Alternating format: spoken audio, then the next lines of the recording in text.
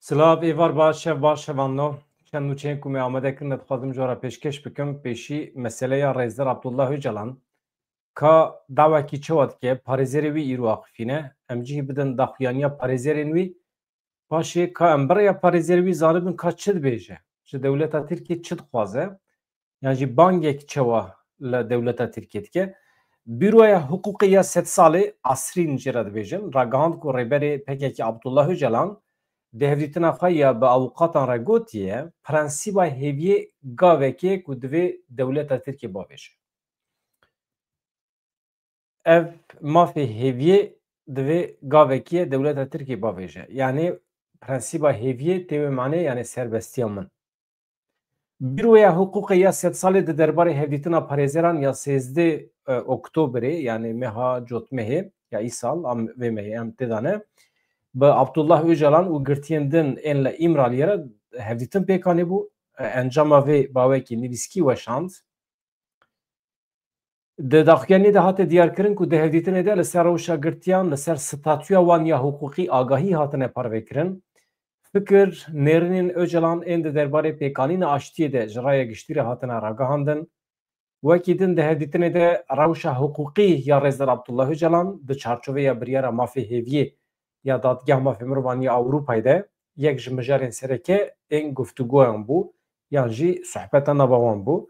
Komîteya Wezîran ya Konseya Ewropayê di rûniştina xwe ya 15 hevdê îlonê de carekê din bang li dewleta Tirkiye kiribû jê xwestibû ku mafê hêviyê yani serbestiya Öcalan li gorî biryara dadgeha mafê mirovan ya Ewropayê bi çareseriyekê yasayî were misogerkirin.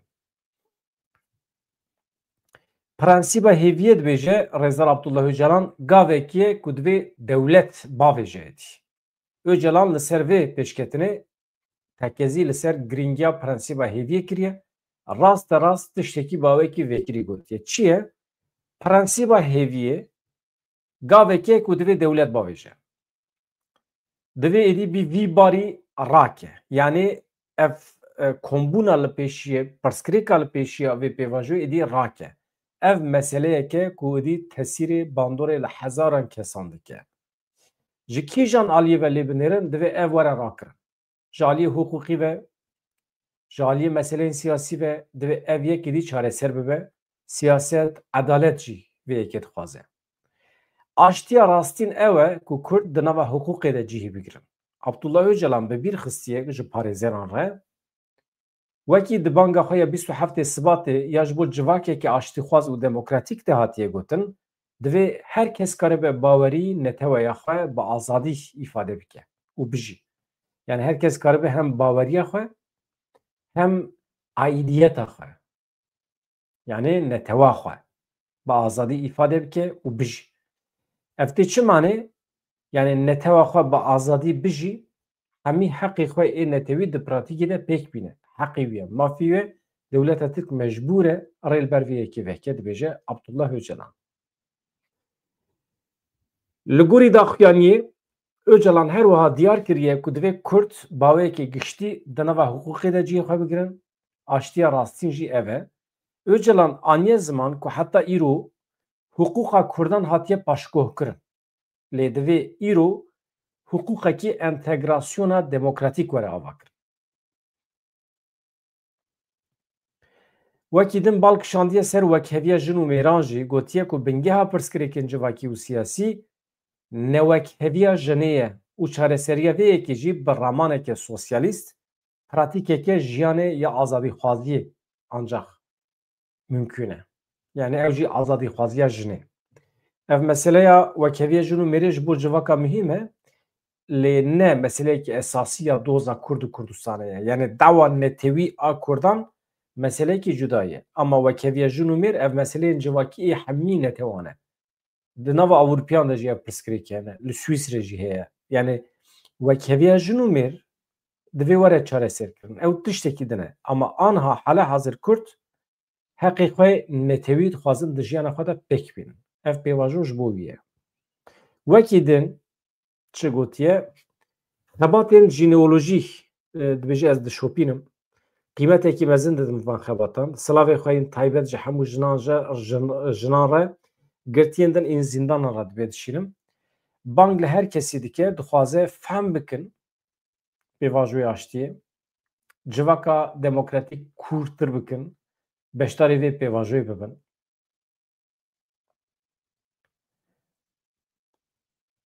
Erê. Daxuyaniya Rêzer Abdullah Öcalan ev e, yani tiştek ku we jê girt, we jê femkir hevanno, di vê derê de dibêje her bawerî, yani Alewî dibin, Êzidî dibin, Hristiyan cihû dibin, li Tirkiye her derê bikaribin mafê xwe ê olê baweriyê bikarbînin heta dawî. Li kêleka wê mesela netewbûnê jî, aidiyet meselesi. Ew jî heta dawî dikarin pêk bînin. Tiştek ku min jê girt ev e, êdî mafê hêviyê jî hûn zanin li ser navê Partiya Karkerên Kurdistanê Duran Kalkan axivî tiştekî pir vekirî got, me biryar girtina ema em pêk nayînin. Şertê me yekem dibe Abdullah Öcalan serbest were berdan. Wekî din tu gav em navêjin, tu gotinî em pêk nayînin, çi îşê wan tu nebila ji îmraliyê ji me re mektuba bişînin, bila mesaja bişînin, dewleta Tirkiye xwe biqelişîne jî, 40 salê din jî bidome, em tu gerîleyekî xwe ji çiyê danaxin. Me heta niha çi pratikê de kiriye ama biryarê ku me di kongreyê de girtine em pêk nayînin. Pir vekirî got. Abdullah dibe serokatiya me bila derkeve, bila were vê derê gerîla re biaxive, her kesî bila îxnake vê pêvajoyê bi xwe birêve bibe. Şertê me berê jî wisa bû, ê niha jî wisa ye. Ew qas. Yani dewleta Tirk ev peyam girtiye, îja li ser vê jî niha Abdullah Öcalan bi xwe dibêje êdî ev biye barek li ser pişta dewleta Tirkiye, divê ev bar êdî rabe. Li pêşiya pêvajoyê astengê, ev mesela mafê hêviyê yani serbestiya Öcalan biye problem. Divê hal be. Yani ew bi xwe jî dixwaze mesele êdî çareser be. Hevanna. Tiştekî din ji we re bêjim. Em warin ser mesela Kurtulmuş. Niha berê ku ez behsa Kurtulmuş bikim hevanno, tiştekî baş heye, 82 parêzer awqat li Tehranê civîna giştî ya parêzerên Kurd amade kirine. Tiştekî xweş e ne? 82 awqatên li Îranê hatine cemhev yeketiya awqatên Kurd ava kirine. Bi amadebûna 82 parêzeran li Tehranê yekemîn civîna giştî ya parêzerên Kurd yên endamên navenda parêzeran a Tehranê hate li derxistin. Desteya yekemîn ya rêveberiyê ya Koma parêzerên Kurd û Tehranê hat hilbijartin. Li Tehranê paytexta Îranê carê yekemîn civîna giştî ya parêzerên Kurd hat li derxistin. Parêzerên Kurd ên ji hemû heremên Xorasanê, Rojhilatê Kurdistanê, hemî endamên navenda parêzeran a Tehranê ne, ew hemî hatine tevlî wan civîna bûne. Balkêşa Îranê jî destûr daye. Heta niha 148 parêzerên Kurd bûne endamê Koma parêzerên Kurd. Di civîna yekemîn a civîna giştî ya Komê de 82 kes beşdar bûn. Binêre 82 kes beşdar bûne, lê 148 parêzer jî endam in. 11 kes wekî endamên serekê hatine hilbijartin, 3 kes wekî endamên cîgir ên desteya rêveberiyê hatine hilbijartin. Di du ji wan jinin, tiştekî baş e. Kêm e ama dîsa jî nexirab e. Yani du jin li Îranê parêzerin. Hevanno niha em warin ser mesela Kurtulmuş. Ka Kurtulmuş çi dibêje? Kurdiya axifiye.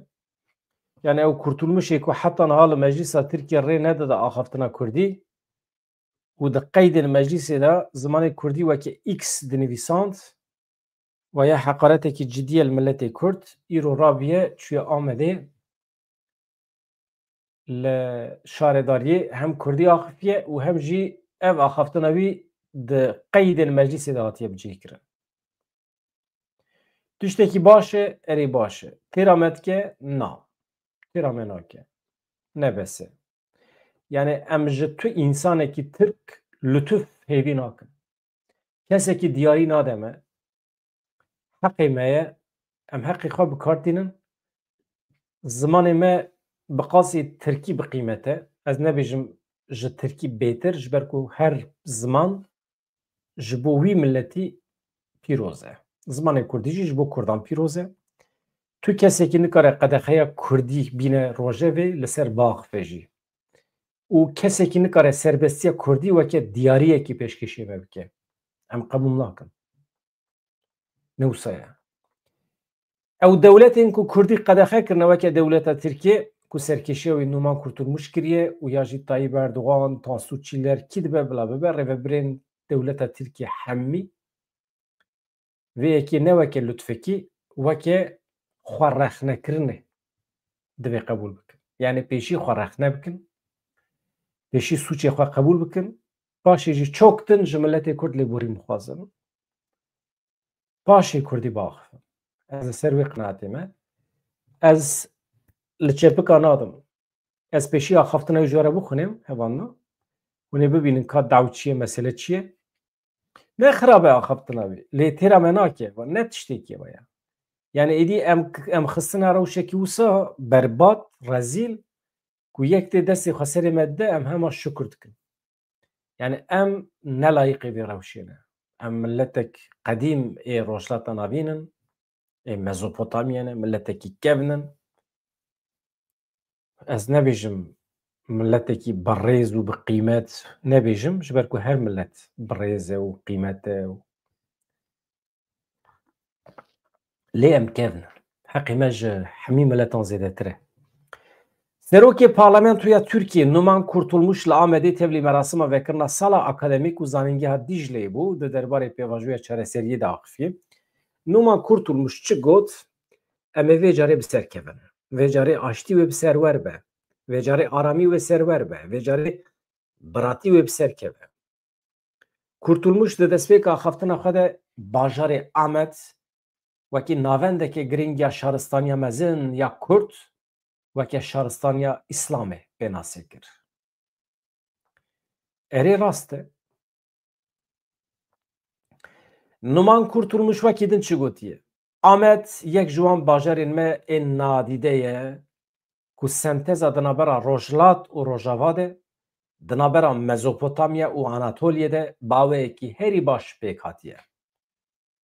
Serokê Parlamentoya Tirkiye balkişan ser pêvajoya çareseriyê û da zanîn ku ev tecrübeya ku em di nav de ne, dema bi ser bikeve wê li cîhanê bibe mînak, bibe numûneyekê. Axaftina wî bi vî şeklî ye, tecrübeya aştiya Tirkiye dema bi ser bikeve, dema serkeftî bi dawî bibe wê li gelek zanîngehên cîhanê, li fakülteyên zanistên siyasî, beşên civaknasiyê wekî modelekî bêxwendin. Wekî numûneyekî were nîşandan. Êdê ka bikin kî pêşîl vegirtî. Pêvajoyê bi ser xin. Wekeviya Tirk û Kurdan çêkin. Bila hemî zanîngehên dunyayê li ser biaxife. Ew ê çi ser biaxifin? Yani ne bu? 7 sala we xwe rezîl û riswa kiriye.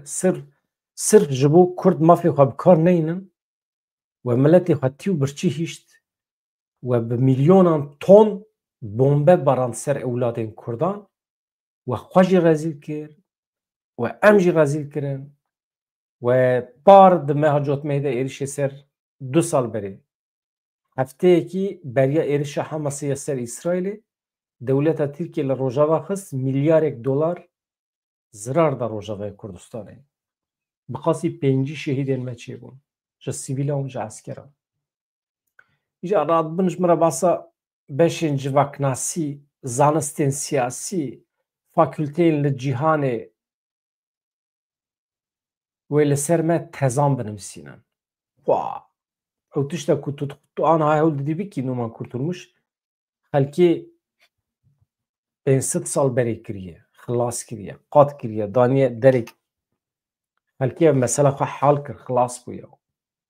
Xelkê jî mîna we hebû dikuşt, çareser bû, çû. Yani dî kes li ser te û aştiya te û lehvatina Tirk û Kurdan ranabe li fakülteyan bingeh amada nake û nîqaş nake û zarê xelkê jî bi vê meselê bilî nake. Tiştekî wisa tune ye. Anha li zanîngehên cîhanê heqeten vê rast dibêjim ême zarok jî diçin mekteban di asta lîsêde rewşa ku dewleta Tirk tê da ye weke numûneyekî xirab nîşan didin. Yani merov çawa dikare milletekî هەیە لە هۆلەیە دەتێکوشینە لە هەمبەر داعش دەخوا ئیسپات کردە دەولەتە تورکیا ڕادبە وی ملەتی چەوە ئینکار دکە چەوە حەقی خوێ دنیا عالم بووە کەنە ئانها ئەو فاکولتەیە کو تو باستکی ئەو زانینگە بەشێن جوواکناسی و سیاسی و زانستی و زەم چ هەمی ئانها حەنەکی خۆ بووە دکن سبێ دوسبێ سەر تشتێکی ژنان بتینە tenê bibêjin despotîzm dîktatoriya li Tirkiye Kemalizma li Tirkiye hilweşiya Tirkiye niha di îmtihana demokrasiyê de ye xelkî wisa binivîsîne Tirkiye di ezmûna demokrasiyê de ye ka ew ê pêk bîne pêk neyîne tenê vê ew ê binivîsînin ji bo vê divê Numan Kurtuluş hêj daxife divê herkes ji odeyên xwe ên bertekdayînê derkeve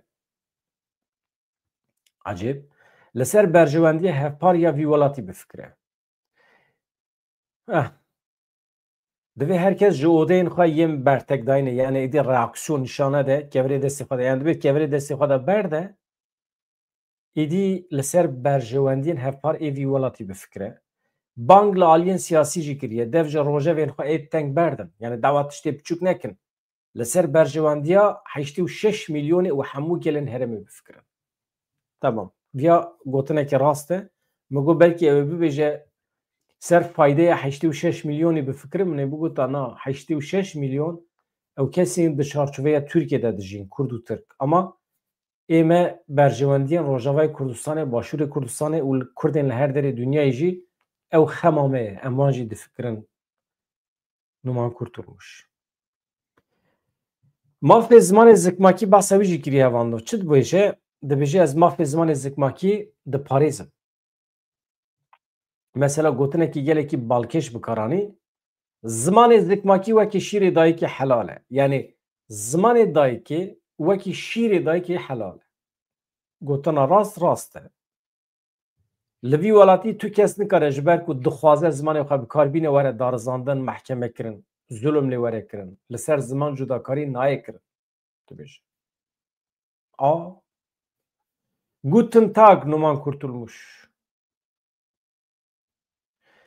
li vî welatî tu kes nikare ji ber ku dixwaze zimanê xwe bikarbîne ne ku dixwaze zimanê xwe pêktîne mesela were mehkeme kirin pir hatiye mehkeme kirin pir hatiye mehkeme kirin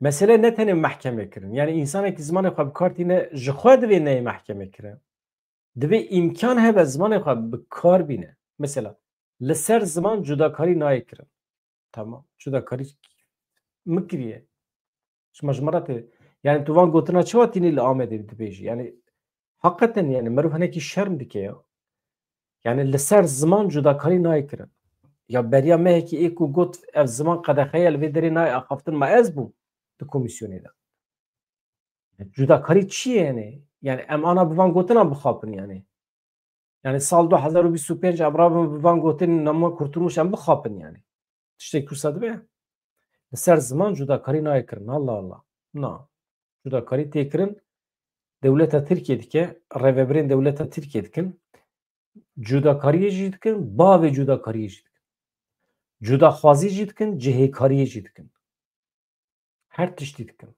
terorîzmê jî dikin hele bila biçin eskerê xwe bipirsin mesele însanekî ji bo zimanê xwe dixwaze em tev ji bo çi dixebitin yani aniha em li derveyê welat em ji bo çi li derveyê welatin tamam behsa sebebê din nekin mesele ne ye em behsa meseleya Kurd û Kurdistanî dikin ez nebêjim ji bo çi em derveyê welatin ji bo çi em nikarin biçin li welatê xwe bijîn ez wisa bibêjim xelk niha ez zanim hûn çi bibêjin ew bêjin ma tu ji bo ziman çûyî derveyê welat mesele ne ye em ji bo çi nikarin vegerin welatê xwe pirsa herî rast ew e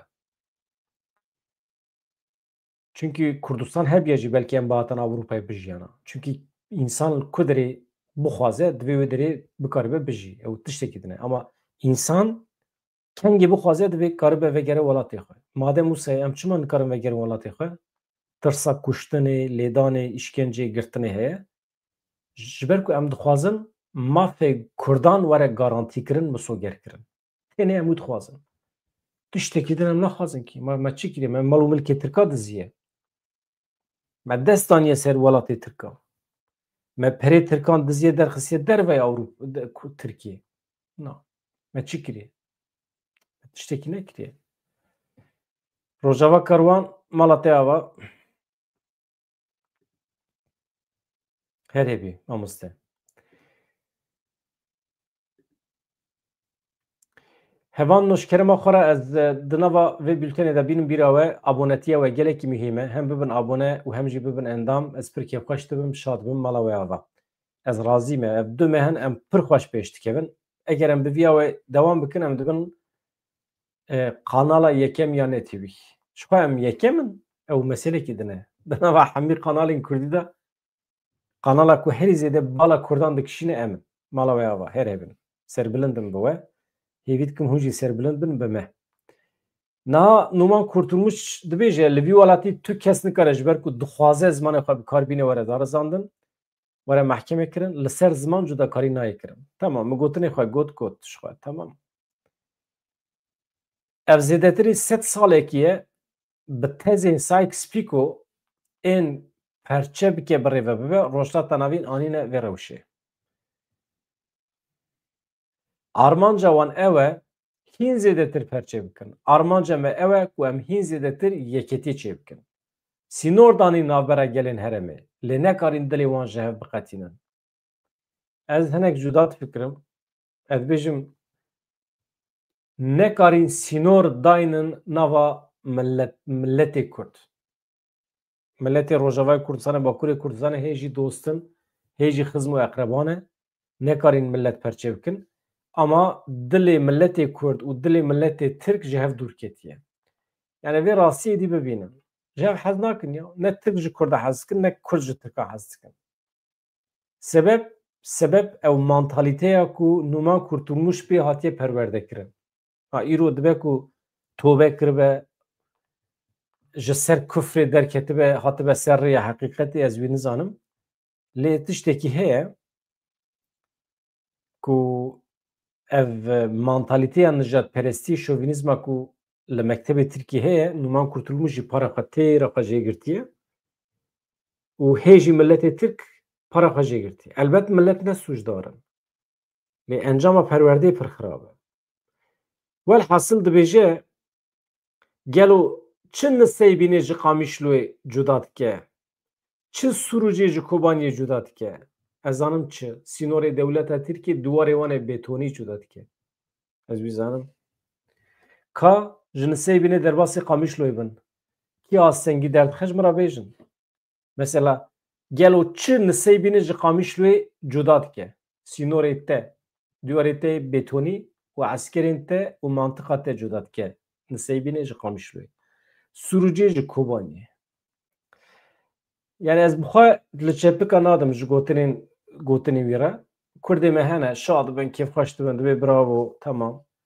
ez wisa nabînim ez dibêjim mecbûrim bikin ya bikin ya ew ê têk biçin ji xwe xêra bavê xwe jî nakin zanin têk diçin lewma ji bo pêşî li têkçûna xwe bigirin radibin van gotina dikin vê carê mesela ez bim şûnawî de ez çok didim ji milletê Kurd lêborîn dixwazim ez dibêjim heqê we çi ye heqeten heqê xwe bi kar bînin ez ê ji vir şûn ve li cem we cih bigirim vê carê yan em ê bi ser bikevin yan emperyalîst em ê teqez bi ser kevin ya çi îşê te bi emperyalîzmê heye Numan Kurtulmuş ya tu çi da ser dikevî emperyalîst çi yani emperyalîst heta nehatiye ji te re gotiye heqê Kurdan nede yani van sûçê xwe nabêjin stûyê emperyalîstan ya emperyalîstê herî mezin dewleta Tirkiye ji bo me Kurda emperyal çi ye yani hukumdar emperyal yani ê ku tê dagir dike li wê derê bi cih dibe dewlemendiya wê derê digire ji xwe re dibe emperyal e yani İsraîlê nehatiye ser me nebî emperyal bi Xwedê Amerîka jî nehatiye ser me nebî emperyal welatê Ewropayê jî nehatine ser me nebûne emperyal yek dewletekî ser me emperyal e mala me xirab kiriye dewleta Tirkiye ye ew e yani û dewleta Tirkiye eger bi ser bikeve ji we re bêjim emperyalîzm bi ser dikeve çünkü emperyalîzm tê maneya dewleta Tirkiye Yani ama ev di serê xwe de dibêje emperyalîst yani Amerika welatên Ewropayê. Ew welatên ku Türkiye ev heftê salin bi wan re di tifaqê de ye, di NATOyê de cihgirtine. Ji bo bikevin nava Yekîtî Ewropayê jî xwe diqelişînin. Ja radibin ji me re dibêjim bi wan re nekevin tifaqê. Yew ev gotin gotinên sextekarî ne. Vê carê ya em bi ser dikevin ya emperyalîst. Vê gotinê goh nedine. Gotinekî sextekariyê ye. Tiştekî wisa tune ye. Mîna însana ya rûnrû dinin, çok didin, lêborîn dixwazin, xelkê sûcdar nekin. 100 sale Kurdan mala Türkan mala Kurda xirab kiriye, vê derê de ne welatê Ewropayê sûcdarin ne Amerîka. Kesî zextê li dewleta Tirkiye nekiriye, ne gotiye mala Kurda xirab bikin. Tiştekî wisa tune ye. Türk çûne bûne parsek li ber derê wan ji bo mala Kurda xirab bikin ya. Numan Kurtulmuş axaftina xwe bi van gotinê Kurdî bi dawî kir. Bila yeketî hebe em dil bi dil dest bi dest bin bila aştî di navbera me de esas be. Tamam. Gotin xweş e, rast e. Lê Numan Kurtulmuş heqeten bila welatekî din sûcdar neke wextê ku dixwaze heqê Kurdan nas bike bila nas kemîne însana. Wisa ne? Ya ez ba nakim gotinê min sert bin, dijwar bin. Donald Trump dibêje welatên nû wê tevlî peymana Abraham bibin. Yani tifaka bi İsrailê re. Di derbarê tekîliya bi İsrailê re hin peymana Abraham dibêjin jê re. Di sala 2021 de hatibû morkirin. Serokê Amerîkayê pêşbînî kir, texmînî kir ku xeleka tevlîbûna dewletan al nava peymanên Abraham di dema pêş me de wê berfirehtir bibe. Trump got ew bi hêvî ne ku Erebistana Siûdî di demekê nêzde tevlî peymanan bibe. Ve ev gav derî li pêş tevlîbûna berfireh a cîhana Erebî veke. Welatên Ereb yekmek. Sûriye jî divê tevlî bibe. Ez tiştekî wisa dizanim. Hevan no. Ka ez werim cem we qewe çi ji min re nivîsandiye. Weşanê beecî bînim a dunya xira dibe ya. Binêre xelk rabiye ji xwe re erka me girtiye. Ev hevalê me Tirkî axêv ku YouTubeê bi Tirkî çê dikin, rojname û malperan hemî bi Tirkî derdixin. Zanibin ku di eger wisa bila bidomînin Tirk wê rabin bi Kurdî çê bikin. Xelk bila were Kurdî çêke. Ez bûme şahid hin cîwanên Amerika Latîn, cîwanên İspanyol, İtalî ew ê werin YouTubeê bi Kurdî çê bikin. Bila vanê me jî bila biçin bi Tirkî çêkin. Hûn jî biçin temaşe bikin wana. Yani hevalê ku diçin ewsal ecêb ez tiştek nebêjim. Tiştek nebêjim. Yani edetekî çêbûye nava me de em her tiştê xwe bi Tirkî çê dikin. Heta ji destê me ez ê tim mehkûm bikim. Ez ê şermezar bikim. Ji bo hevalên ku Kurdî nizanin nabêjim ha. Ji bo hevalên ku Kurdî dikarin û di gel wê yekê ji bo komkirina temaşevanên zêdetir diçin Tirkî çê dikin ez wan şermezar dikim. Ji bo ez siyasetmedarên ku Kurdî baş dizanin diçin Tirkî de axifin ez wan şermezar dikim. Binêrin di psikolojiyê de tiştekî heye. Veya ji bo dê û bava jî tê gotin. Tu cara bi zimanê cuda xîtabê zarokê xwe nekin. Bi zimanên biyanî. Zimanên ku hûn herî zêde hekimê wî ne tim bi wî zimanê biaxivin. Binêre Putin. Wextê diçe derekî tim zimanê xwe bikartîne. Zimanê din bizanibe jî bikar nayîne. Edet wisa ye. Zimanê ku tu hakimê wî wî bikaribîne.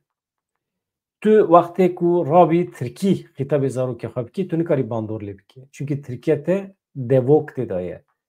Wextê ku kurik keça te devoka te dibîne te cidî nagire. Otorîteya te ya baftiyê dikeve. Dibe 5 pere. Otorîte te dikeve.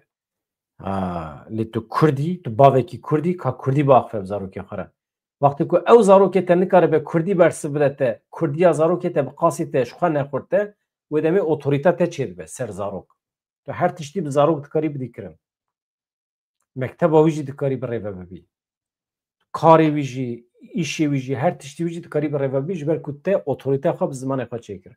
İja vaya usaya. Mesela hevalin me Dem Partiji. Nivîskarên me ê Kurd jî. Ya diçin bi Tirkî mesela nivîskarê me ê Kurd diçin bi zimanê Tirkî bi nivîskarê Tirkan re dikevin reqabetê. Ya tu çawa dikarî bi wan re bikevî reqabetê? Tu nikarî kî zimanê wan e. Ew bi vî zimanê mezin bûne. Nav da pijiyan e. Gotinê wan e, herîmê wan in, xewnê wan in, diya wan çawa bang li wan kiriye. Êter cuda ye ya. Tu ancak bi tona dengê dayîka xwe dikarî romanekî bi Kurdî binivîsînî. Xweştir e jî. Wê demê ew roman wê tesîr li me bike. Ana meselê giran in hevan me. Jê re fehm fireset lazim e. Rast e ne rast e? Nabe. Yani niha me bi Tirkî çêkira. Min dikarîbû aqwasa bandor li hevalê xwe bikira. Na. Mir nikare. Na ez nikarim. Nabe. Mesela hevalê me Kurdî dizanin diçin Tirkî çê dikin here li wan godar bikin Tirkiye wan. Yani hinekî bi çavekî bazarê li wan temaşe kin bu pir komîk tê. Mesela nikarin hevokan saz bikin bi zimanê xelkê. Heta hevokekî çê dikin hezar carî difikirin. Ama bawer bikin wextê Kurdî biaxivin ew ê biherike. Ez xatir cevab bixwazim hevan me. Mala we ava. Hûn jî bijîn. A Rojava Karwan Tirkî nizane. Çima? Dünya alem Tirkî zane. Hemî Kurd Tirkî zanin. Wextê tu Tirkî nizanî mamoste here nava saziyên me pir zû fêr dibî. Hevalên ku Tirkî nizanin biçin nava saziyên me demekî kin de Tirkî fêr dibin. Rojavayî jî tê nava saziyê me Tirkî fêr dibin diçin. Xatirê we silav rêz dem baş.